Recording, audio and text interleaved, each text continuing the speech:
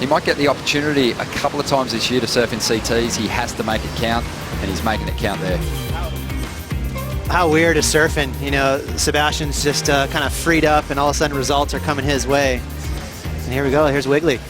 Well, another heat, and potentially another buzzer beater moment. Let's see what happens here. Wiggolly Dantas just getting an average wave to start. He's up against Adrian Buchan.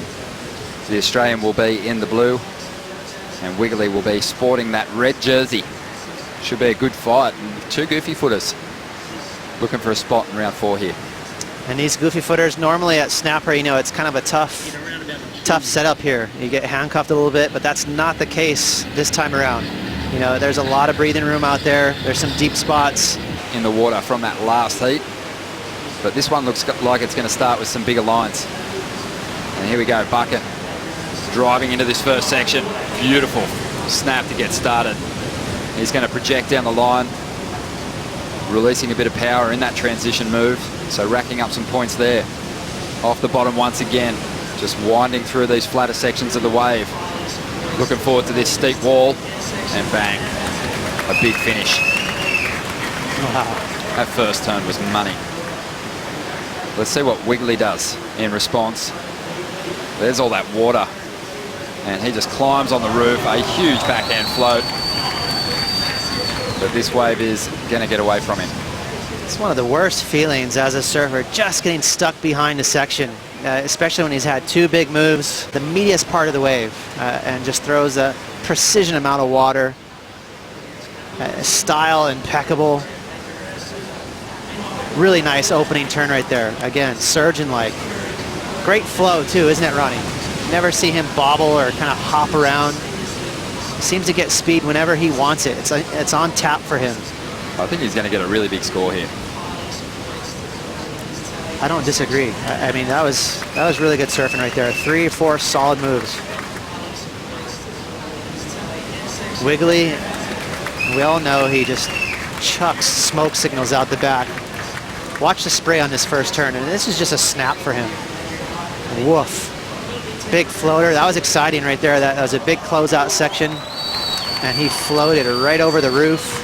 And then, as we said, he got shut down. Don't the fans love a backside floater, or just a floater in general on the board?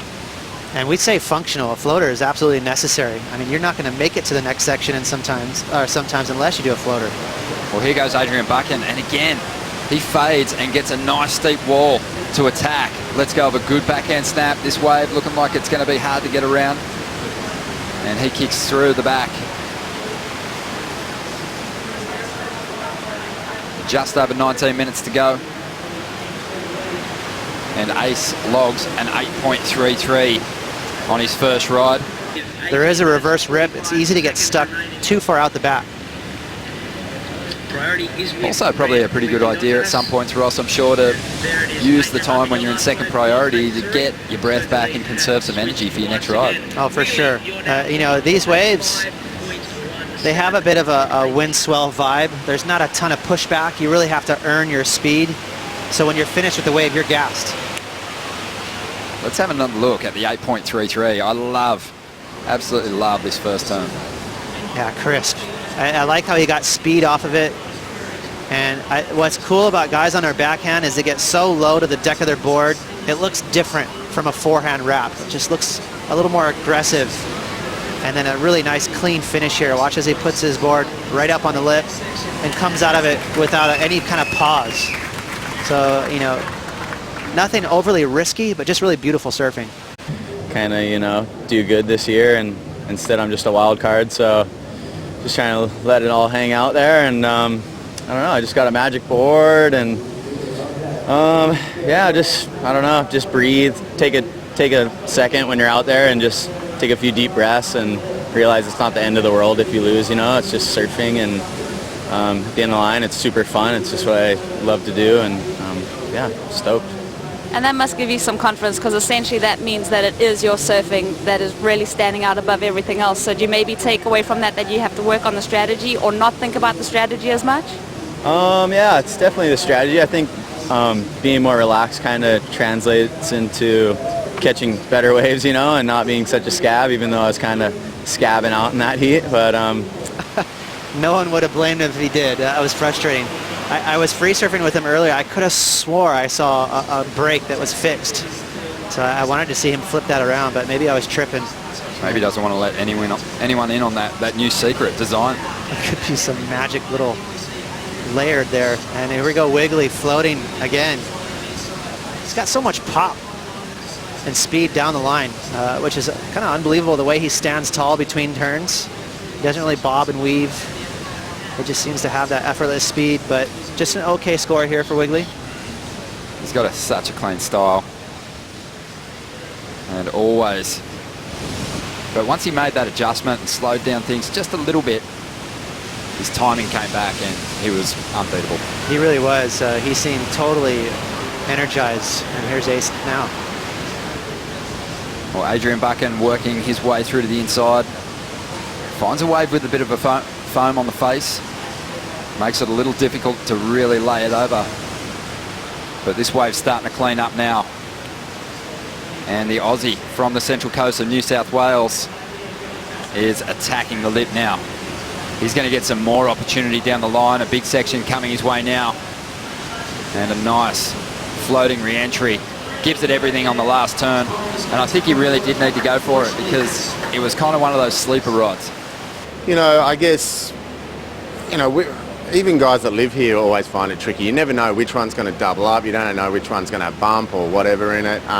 And you sort of sit there and you're like, oh, do I, don't I? So, you know, even for us, we're out there in two minds. And interesting, they've never matched up man on man. So this will be a first for them. Here we go. Ace Buchan had a look at that one without priority. Just 55 seconds to go. Wiggolly. Let's see if this thing stands up. Needs a big number, 7.17. He's just waiting at the moment, waiting for this thing to start reeling down the sandbar. Not a bad first turn. Getting some work done. And there is a solid belt. He loves the feel of that. Adrian Buchan, though, is chasing him down the line, and he lets go of his own finishing turn, and he celebrates. So a nice little exchange to finish off this heat. And we'll have to see it again on the replay to make the comparisons. You get the feeling the judges will be watching that one again, Ross. I think I do, because, you know, the fist pumps for sure, part of it is a psychological thing.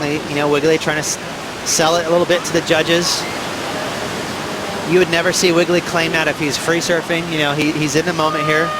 He needs a big score. It was a pretty nice backhand snap. Judges like both of them. Mick Fanning saying, you got it. Easy. Let's see if Mick is on it as far as the judges are concerned. The score comes in for Wiggolly. 7.53. Ace got the 7.1. He kept the lead.